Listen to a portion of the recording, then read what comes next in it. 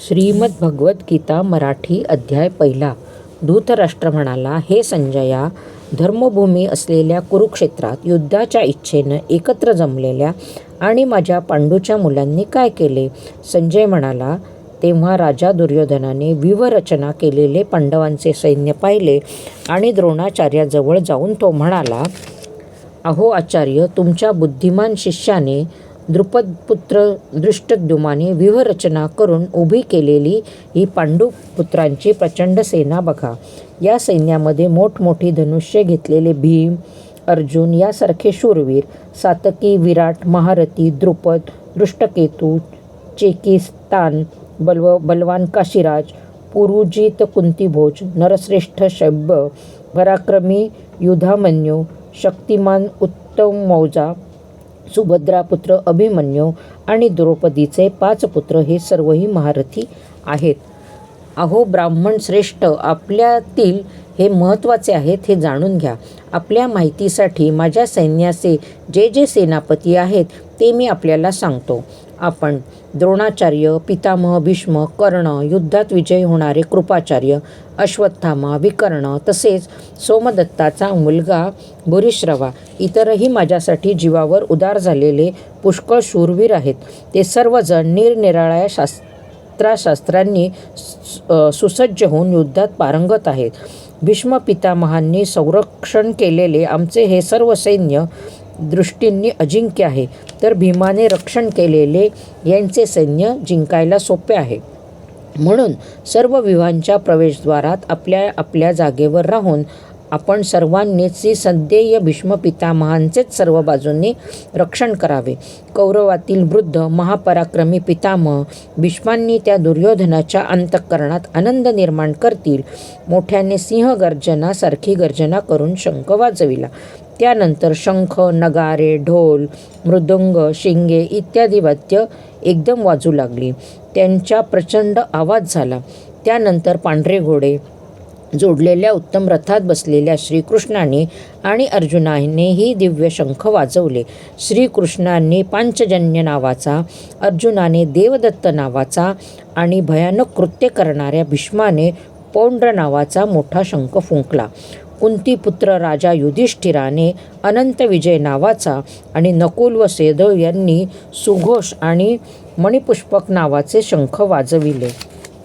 श्रेष्ठ धनुष्य असलेला काशीराज, महारथी शिखंडी, दृष्टद्युम्न राजा विराट, अजिंक्य सातकी राजा द्रुपद, द्रौपदीचे 5ही पुत्र, महाभाऊ सुभद्रापुत्र अभिमन्यू या सर्वांनी हे राजा सर्व बाजूंनी वेगवेगळे शंख वाजवले आणि त्या भयानक आवाजाने आकाश व पृथ्वीला दुमदुमून टाकीत कौरवांची अर्थात आपल्या पक्षातील लोकांची छाती दडपून टाकली.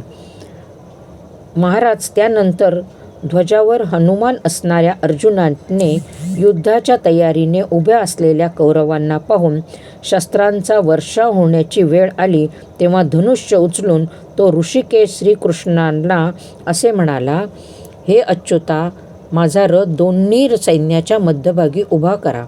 मी रणभूमीवर युद्धाच्या इच्छेने सज्ज झालेल्या या शत्रू पक्षाकडील योद्ध्यांना जोवर नीट पाहून घेईल की मला या युद्धाचा उद्योगात कोणाकोणाशी लढणे योग्य आहे, तोवर रथ उभा करा. दृष्टबुद्धी दुर्योधनाने युद्धात प्रिय करू इच्छिणारे जे जे राजे या सैन्यात आले आहेत त्या योद्ध्यांना मी पाहतो. संजय म्हणाला, धृतराष्ट्र महाराज, अर्जुनाने असे सांगितल्यावर श्रीकृष्णांनी दोन्ही सैन्याच्या मध्यभागी भीष्म, द्रोणाचार्य व इतर सर्व राजांसमोर उत्तम रथ उभा करून म्हटले, हे पार्था, युद्धासाठी जमलेल्या या कौरवांना पहा. त्यानंतर कुंतीपुत्र अर्जुनाने त्या दोन्ही सैन्यामध्ये असलेल्या काका, अजय, पणजे, गुरु, मामा, भाऊ, मुलगे, नातू, मित्र, सासरे आणि हितचिंतक यांना पाहिले. तेथे असलेल्या त्या सर्व बांधवांना पाहून अत्यंत करुणाने व्याप्त झालेल्या कुंतीपुत्र अर्जुन शोकाकुल होऊन असे म्हणाला. अर्जुन म्हणाला, हे कृष्णा, युद्धाच्या इच्छेने रणांगणावर उभ्या असलेल्या या स्वजनांना पाहून माझे अवयव गळून जात आहेत. तोंडाला कोरड पडली आहे, शरीराला कंप सुटला आहे आणि अंगावर रोमांच उभे राहत आहे. हातातून गांडीव धनुष्य गळून पडत आहे. अंगाचा दाह होत आहे. तसेच माझे मन भ्रमिष्ठासारखे झाले आहे. त्यामुळे मी उभा देखील राहू शकत नाही. हे केशवा, मला विपरीत चिन्ह दिसत आहे. युद्धात आप्तांना मारून कल्याण होईल असे मला वाटत नाही. हे कृष्णा, मला जर विजयाची इच्छा नाही, राज्याची नाही की सुखाचीही नाही. हे गोविंदा, आम्हाला असे राज्य काय करायचे? अशा भोगांनी आणि जगण्याने तरी काय लाभ होणार आहे? आम्हाला ज्यांच्यासाठी राज्य, भोग आणि सुखादी अपेक्षित आहेत ते सर्वजण संपत्तीची आणि जीविताची आशा सोडून युद्धात उभे ठाकले आहेत. गुरुजन, काका, मुलगे, आजे, मामा, सासरे, नातू, मेव्हणे, त्याचप्रमाणे इतर आप्त आहेत. हे मधुसूदना, हे मला मारण्यास तयार झाले तरी किंवा त्रैलोक्याच्या राज्यासाठीही मी या सर्वांना मारू इच्छित नाही. मग पृथ्वीची काय कथा? हे जनार्दना, धूतराष्ट्राच्या मुलांना मारून आम्हाला कोणते सुख मिळणार? या आततायींना मारून आम्हाला पापच लागणार. म्हणूनच हे माधवा, आपल्या बांधवांना, धूतराष्ट्राच्या पुत्रांना आम्ही मारणे योग्य नाही. कारण आपल्याच कुटुंबियांना मारून आम्ही सुखी कसे होणार? जरी लोभामुळे बुद्धी भ्रष्ट झालेल्या यांना कुळाचा नाश झाल्यामुळे उत्पन्न होणारा दोष आणि मित्रांशी वैर करण्याचे पातक दिसत नसले तरी हे जनार्दना, कुळाच्या नाशाने उत्पन्न होणारा दोष स्पष्ट दिसत असतानाही आम्ही या पापापासून परावृत्त होण्याचा विचार का बरं करू नये? कुळाचा नाश झाला असता परंपरागत कुळधर्म नाहीसे होतात. कुळधर्म नाहीसे झाले असता त्या कुळात मोठ्या प्रमाणामध्ये पाप फैलावते.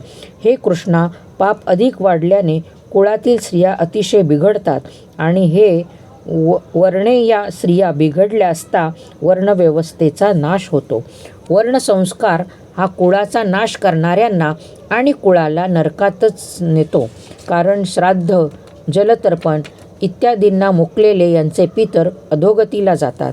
या वर्णसंस्कार करणाऱ्या दोषांमुळे परंपरागत जातीधर्म आणि कुळधर्म उद्ध्वस्त होतात.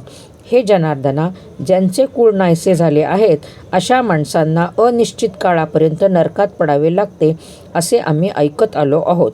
अरे रे, किती खेदाची गोष्ट आहे. आम्ही बुद्धिमान असून राज्य आणि सुख यांच्या लोभाने कुटुंबियांना ठार मारायला तयार झालो. हे केवढे मोठे पाप करायला उद्युक्त झालो बरे. जर शस्त्ररहित व प्रतिकार न करणाऱ्या मला हातात शस्त्र घेतलेल्या धूतराष्ट्रपुत्रांनी रणात ठार मारले तरी ते मला अधिक कल्याणकारक ठरेल. संजय म्हणाला, रणांगणावर दुःखाने उद्विग्न मन झालेल्या अर्जुन एवढे बोलून बाणासह धनुष्य टाकून देऊन रथाच्या मागील भागात जाऊन बसला.